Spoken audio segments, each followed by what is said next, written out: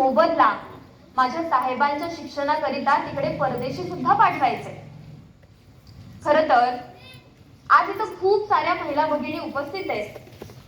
मग मला तुम्हाला आवर्जून विचारायचंय, पोरींनो, तुमच्यापैकी एखाद्या पोरीचं कपाट उघडून बघा.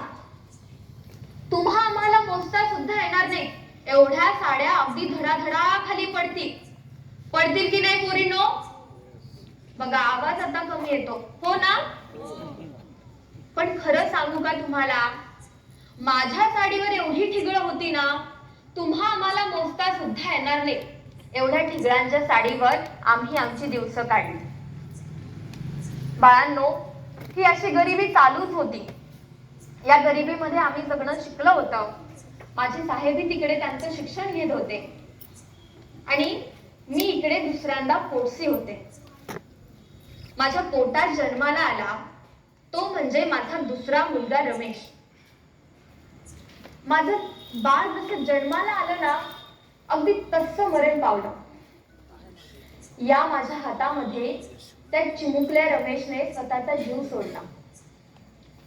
आभाळ एवढं दुःख होतं, अचानकपणे येऊन माझ्यावरती कोसळून पडलं. बातमी एवढी मोठी होती की साहेबांना कळवणं तेवढंच गरजेचं होतं. म्हणून थरथरत्या हाताने का होईना, परंतु यशवंत आणि आम्ही दोघं जणांनी मिळून साहेबांना पत्र लिहिलं आणि कळवलं, साहेब, आपला बाळ रमेश आपल्याला सोडून कायमचा निघून गेलाय हो, कायमचा. बाळांनो, माझ्या बाळाच्या मृत्यूनंतर एक 15-20 दिवसानंतर माझं पत्र माझ्या साहेबांपर्यंत जाऊन पोहोचलं आणि माझ्या साहेबांचं त्या पत्राला उत्तर म्हणून त्यांचं पत्र माझ्यापर्यंत त्या पुढच्या 15-20 दिवसानंतर येऊन पोहोचलं. म्हणजे तुम्ही मोजा, जवळजवळ 1 महिन्याचा काल उलटून गेला होता. आणि बाळांनो, माझ्या साहेबांनी त्या पत्रामध्ये काय लिहिलं होतं माहिती? माझे साहेब त्या बाळाशी बोलत होते. त्यांनी असं लिहिलं होतं, बाळ रमेश, अरे स्वतःच्या बापाला न भेटताच गेलास तू. बाळांनो, माझ्या साहेबांनी तर त्यांचं दुःख अशा वाक्यात मांडलं हो.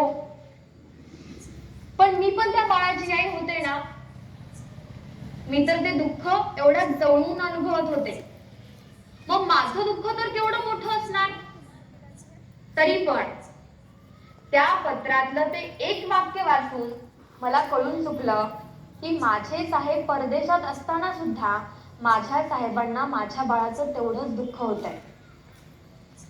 म्हणून बाळांनो, मी माझ्या डोळ्यातील अश्रू रोखले, परंतु साहेबांना परत पत्र लिहिलं आणि कळवलं, साहेब, तुम्ही इकडली कसलीही काळजी करू नका. आपला जरी बाळ रमेश आपल्याला सोडून निघून गेला असेल तरी यशवंत माझ्या सोबतीला आहे. तुम्ही काही काळजी करू नका. मी, यशवंत, आम्ही घरातील सर्वजण अगदी खुशाल राहू.